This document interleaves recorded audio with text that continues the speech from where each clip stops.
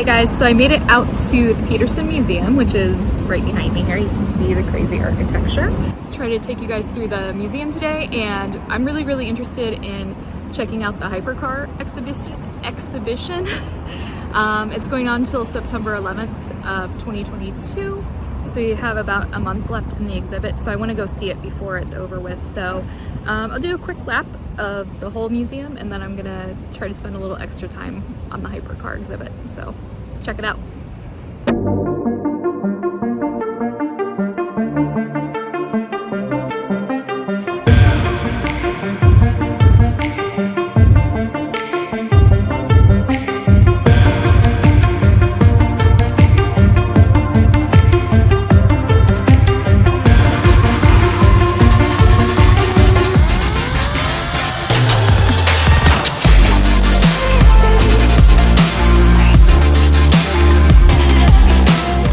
You guys can see behind me, but this is actually the exhibition that I came for today, is the Hypercar exhibition.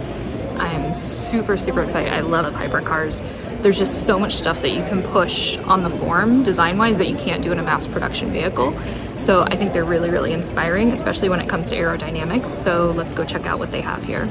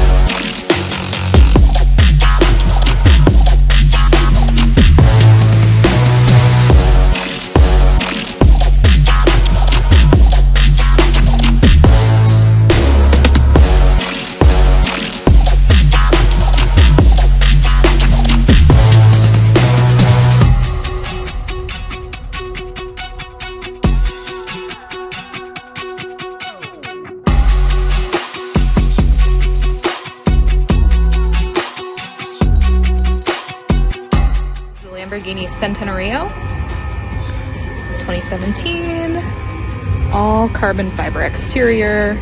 Every single panel on this is laid up carbon fiber, which is probably all hand laid and ridiculously time intensive to do. That's a big offset. That's nice. So here on the headlamp on the Lamborghini, we've got a projector, which is your main down road lighting. Nice little detail with the hexagonal perforation just below the surface there. Lamborghini light design detail, nice little branding touch. And then we've got what we call ice cube LEDs there in the front. This frosted part here is actually your signature light, which is an LED light pipe. So this is the intake.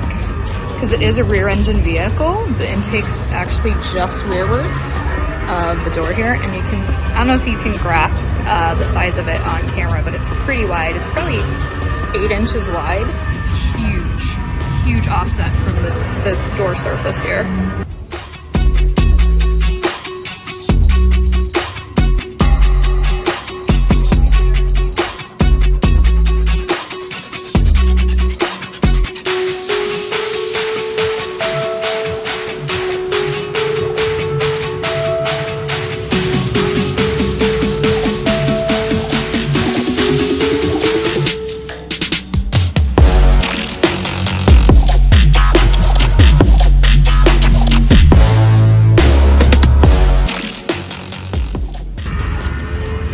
Interesting interior, lots of Alcantara wrap.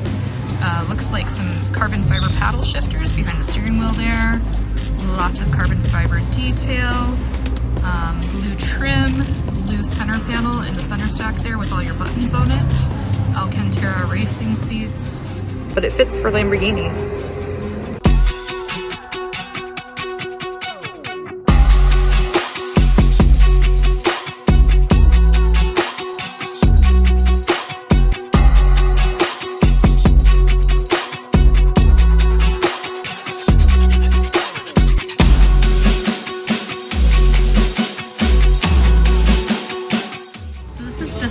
S7 Special Edition, and one of the things I really like that I think is interesting about this car is they've actually exposed the engine in the rear here and given visibility to the outside, so you can actually see all the guts that are going on rearward of the seats here.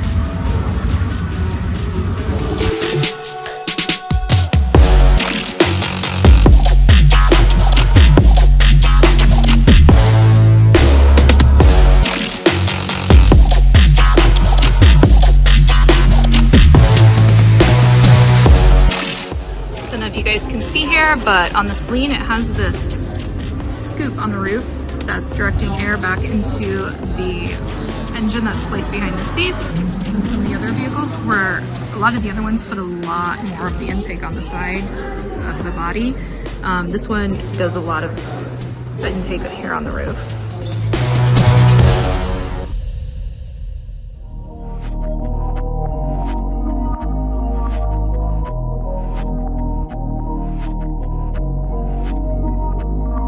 This is the Devel 16. So this vehicle is actually being produced out of Dubai.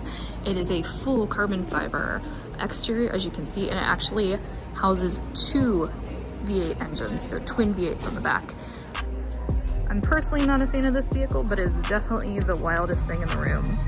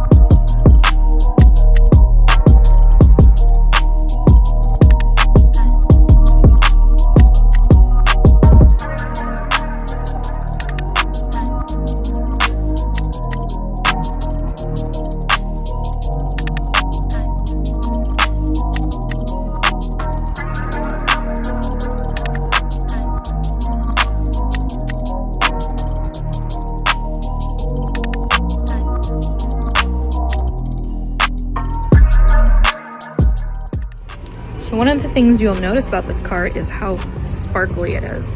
So the full body is laid up carbon fiber, but then in the clear coat that they put over it, they actually put crushed up diamonds.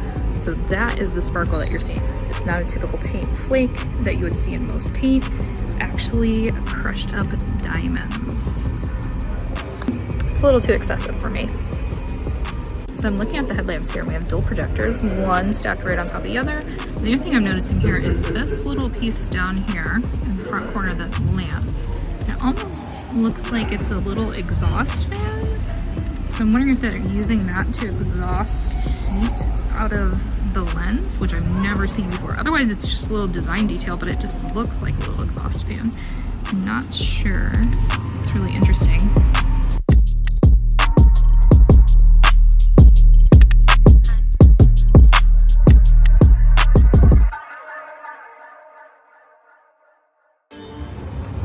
Okay guys, here is the Mclaren Speedtail.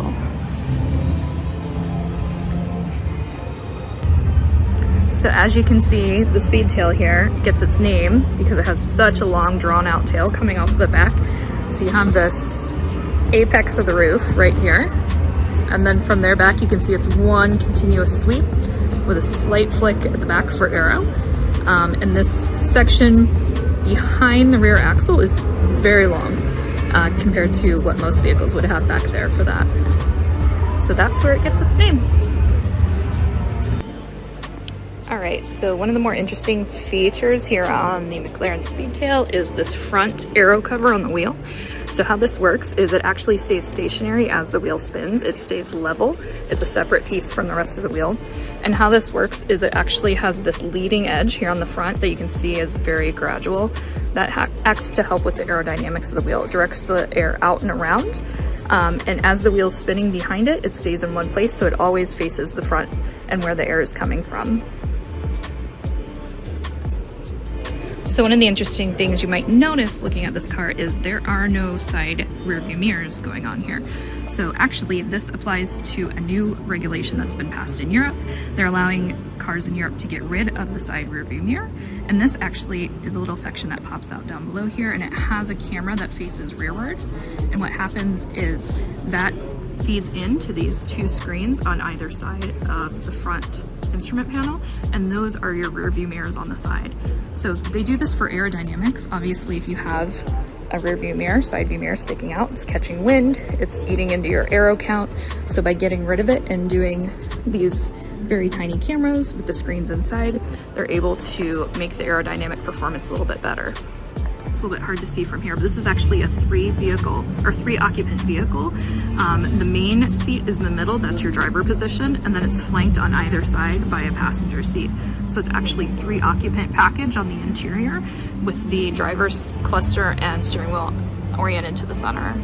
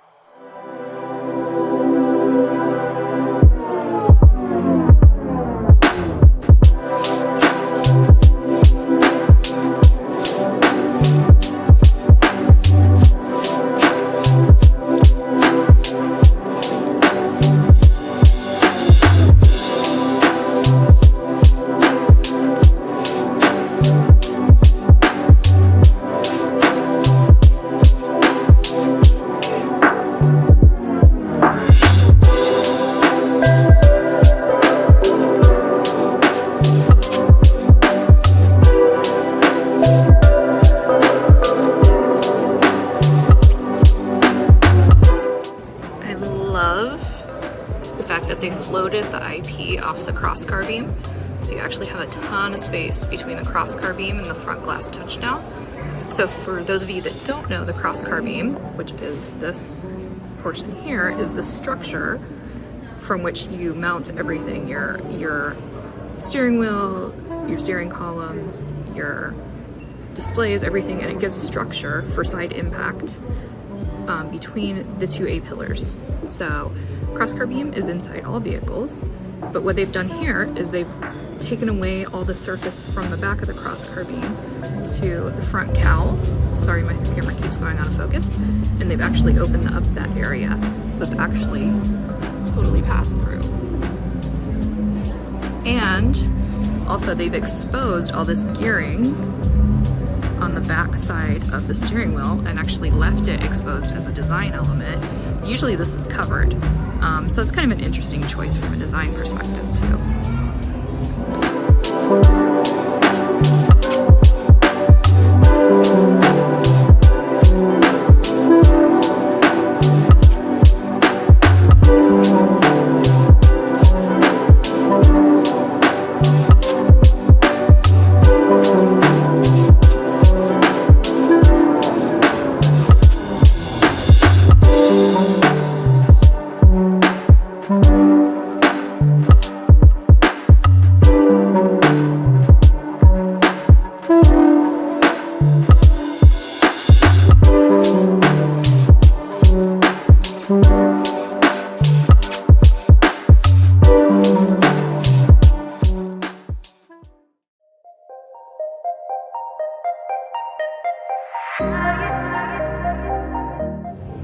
And this is the Rimac ConceptOne. If you're not familiar with Rimac, they're actually an automaker based out of Croatia, and I believe this was the first vehicle that they released.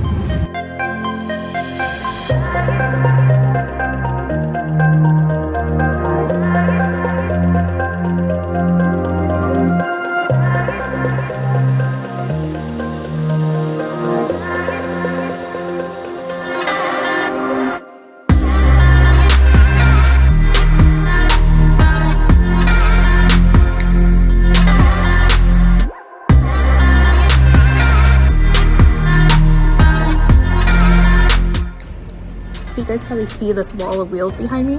So this is actually showing a really interesting process. They're showcasing how a wheel is machined from billet on the lower one, and then on the top one they're showcasing a new process where they're actually 3D printing spokes of the wheel from titanium, and then they're attaching them to a carbon rim to make the final product. So I think this is interesting. This is some newer technology. It's really only available on more high-end, it's more expensive, but it's definitely coming to the market at some point, so I want to show you guys. So this is interesting. I want to show you guys, they have two different production processes for wheels here that they're showcasing. So this one is a monoblock, so it's basically a billet that you start with, and this billet is forge cast, and then what they do is they machine it, put it into a lathe or a CNC, machine it down, clean it up to this level, and then they go in again and they cut the design in, and basically this process involves removing all of the material out except for what's left. So it's a reductive process. You have your blank, then you machine down to this one, then you reduce again to get to the final product. Now, differently, they're showcasing this, which is a new wheel that they've developed that's actually 3D printed. So here you can see that all the spokes have actually been 3D printed out of titanium, and they're actually assembled like this. The outer rim is actually carbon fiber, and then they mate the two together here to create the final product. So this one is actually an additive process where they actually create the parts instead of subtracting away from a billet or a blank.